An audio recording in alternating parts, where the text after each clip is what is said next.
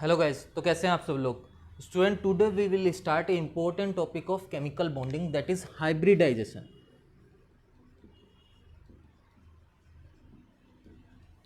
In previous lecture we studied about that valence bond theory. According to that theory we saw that bond will form by the overlapping of atomic orbital.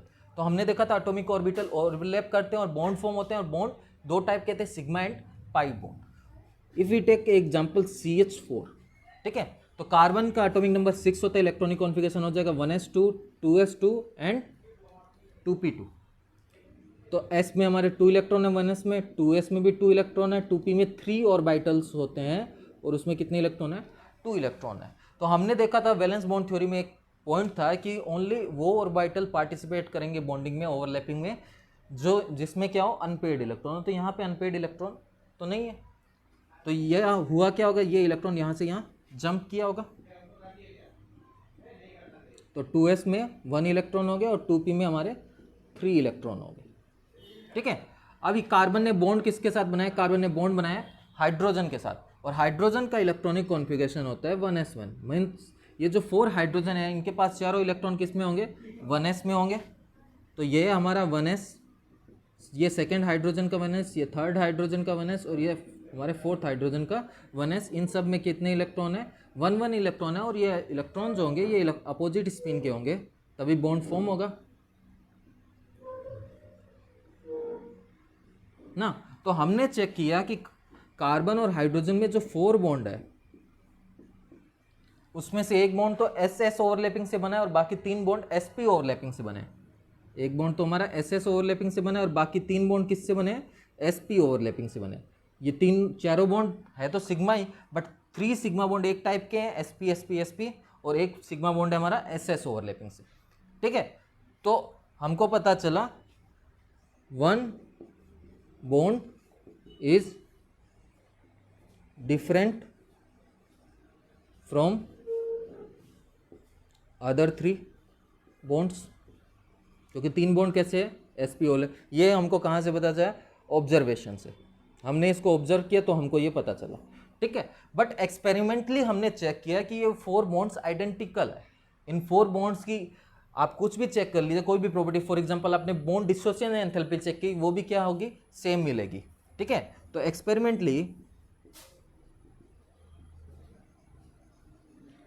All bonds are identical. तो सारे के सारे bond कैसे बच्चों, identical है।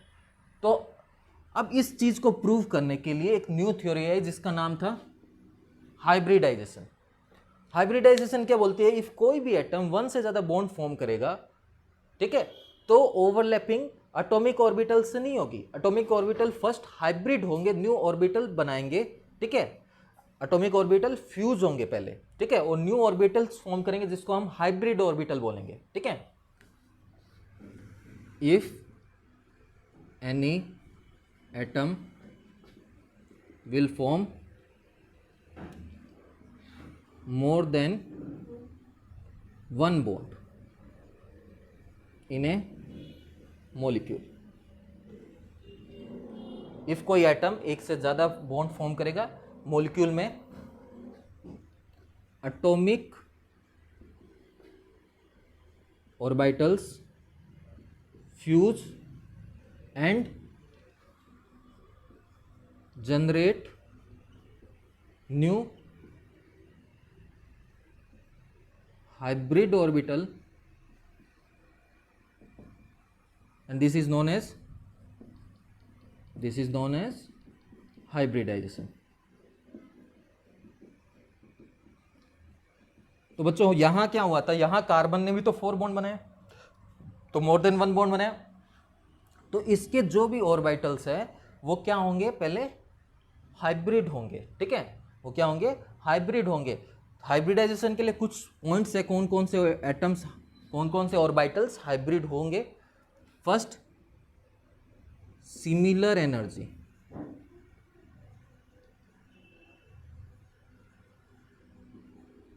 ठीक है, ये कंडीशन है कौन से ऑर्बिटल हाइब्रिड हो सकते हैं, वो ऑर्बिटल जिनकी एनर्जी क्या हो, सिमिलर हो। इसमें वो ऑर्बिटल भी हाइब्रिड हो सकता है जिसमें पेयर्ड इलेक्ट्रॉन हो, चाहे उसमें अनपेयर्ड इलेक्ट्रॉन हो, चाहे वो खाली हो, वैकेंट, कोई प्रॉब्लम नहीं है। ठीक है, यहाँ हमारा पेयर्ड ऑर्बिटल, चाहे उसमें अनपेयर्ड इलेक्ट्रॉन हो, चाहे वो ऑर्बिटल वैकेंट हो, वो हाइब्रिड हो सकते हैं। तो यहाँ पे देखिए कौन कौन सा ऑर्बिटल हाइब्रिड होगा। एक तो S था और 3 हमारे पास क्या थे बच्चों, P थे। जबकि P वैकेंट है तो भी क्या हो सकता है, ये हाइब्रिड हो सकता है।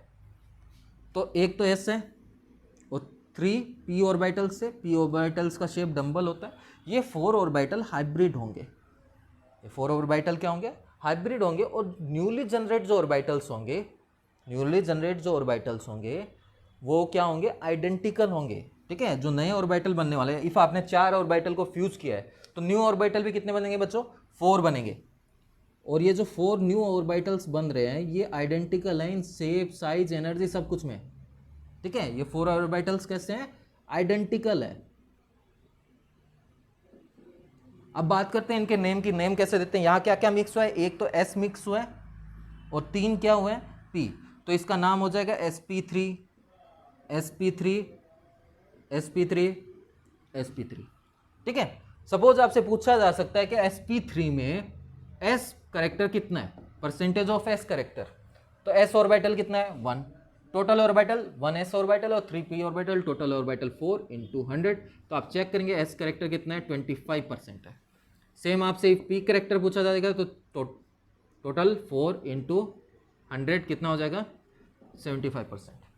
ठीक है, तो जैसे जैसे S करेक्टर इंक्रीज होगा, जैसे जैसे S करेक्टर इंक्रीज होगा, इलेक्ट्रोनेगेटिविटी इंक्रीज होती है। ठीक है, तो इसीलिए ट्रिपल बॉन्ड की, कार्बन कार्बन ट्रिपल बॉन्ड की इलेक्ट्रोनेगेटिविटी सबसे ज़्यादा होती है, उसके बाद डबल बॉन्ड की, उसके बाद सिंगल बॉन्ड की, क्योंकि यहाँ पे हाइब्रिडाइजेशन sp हो जाएगा। sp में S करेक्टर 50% होता है, फिर sp2 इसमें S करेक्टर हो जाएगा आपका 33.33%, और उसमें sp3 में आपका S करेक्टर हो जाएगा बच्चों 25%। ठीक है, चलो, तो आपको कुछ कुछ बातें समझ आई होगी कि ये एक एटम एक से ज़्यादा बॉन्ड फॉर्म करेगा तो एटॉमिक ऑर्बिटल्स पार्टिसिपेट नहीं करेंगे ओवरलैपिंग। फर्स्ट क्या होंगे, एटॉमिक ऑर्बिटल्स फ्यूज होंगे। ठीक है, न्यू ऑर्बिटल्स बनेंगे जिनको हम हाइब्रिड ऑर्बिटल बोलेंगे, और जितने भी न्यू हाइब्रिड ऑर्बिटल बनेंगे वो सब शेप, साइज, एनर्जी में क्या होंगे, आइडेंटिकल होंगे। ठीक है, तो जो बॉन्ड फॉर्मेशन होगा वो किसकी ओवरलैपिंग से होगा, हाइब्रिड ऑर्बिटल्स की ओवरलैपिंग से होगा। ठीक है, तो अभी हमको पता चल गया कार्बन के अंदर कितने हाइब्रिड ऑर्बिटल्स है, 4 हाइब्रिड ऑर्बिटल्स है। ठीक है, और कौन से ऑर्बिटल्स हाइब्रिड हो सकते हैं, जिनकी एनर्जी सिमिलर हो। ठीक है, एनर्जी सिमिलर मींस ये भी सेकंड सेल से बिलोंग कर रहा था, ये भी सेकंड सेल, ये दोनों हाइब्रिड हो सकते हैं। ठीक है, 2p और 2s हाइब्रिड हो सकता है, but 2p and 1s hybrid नहीं हो सकता। क्यों, क्योंकि 1s और 2p की एनर्जी क्या है, डिफरेंट है, ये फर्स्ट सेल का है, ये सेकंड सेल का। ठीक है, और यही hybrid orbital, these hybrid orbital will decide the shape of molecule. These hybrid orbitals decide the shape of molecule.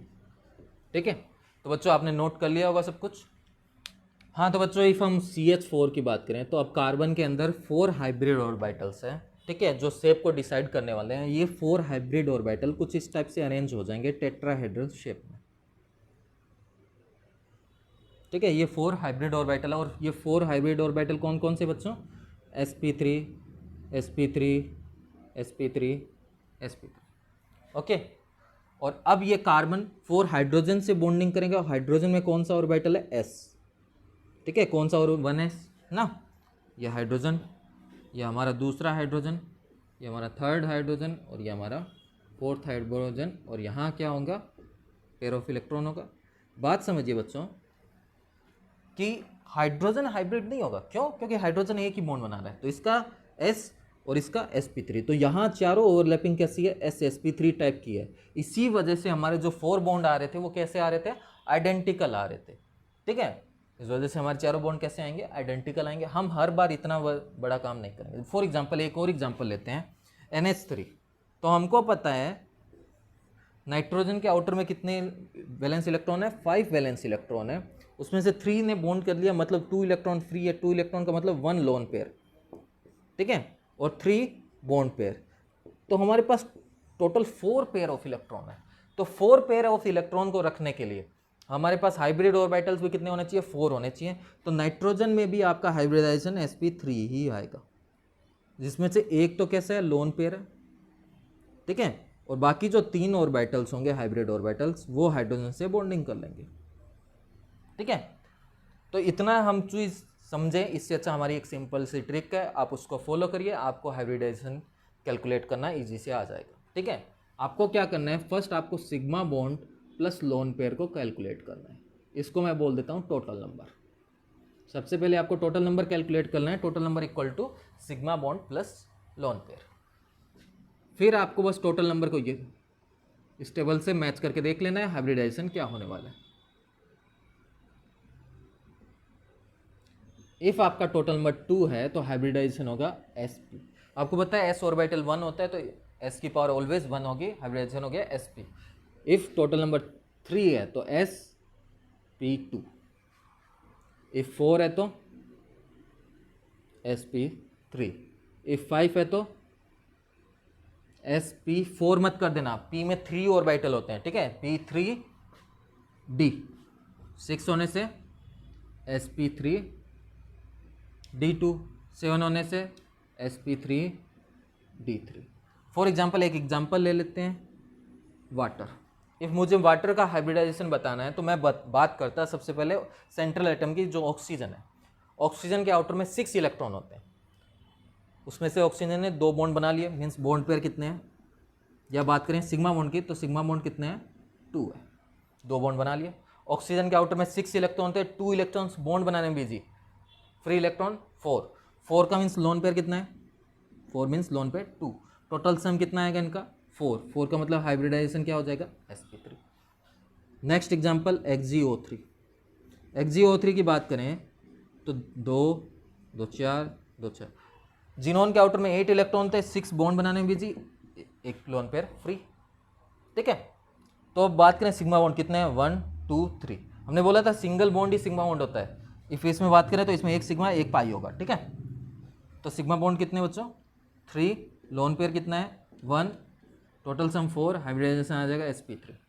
और एग्जांपल लेते हैं PCl5। फॉस्फोरस के आउटर में 5 इलेक्ट्रॉन थे, 5 बॉन्ड बनाने में बिजी, मीन्स बॉन्ड पेयर 5 और लोन पेयर कुछ नहीं बचा, फ्री इलेक्ट्रॉन नहीं है तो लोन पेयर 0, सम 5 है तो हाइब्रिडाइजेशन हो जाएगा sp3d। तो आपको बस ये टेबल याद होनी चाहिए, इसको आप बाई हार्ट कर लीजिए, ठीक है। उसके बाद आपको बस हमारी VSEPR थ्योरी को वापस से यूज कर लेना है सिग्मा बॉन्ड और लोन पेयर कैलकुलेट करने के लिए, ठीक है। तो चलो बच्चों आज के लिए बस इतना ही।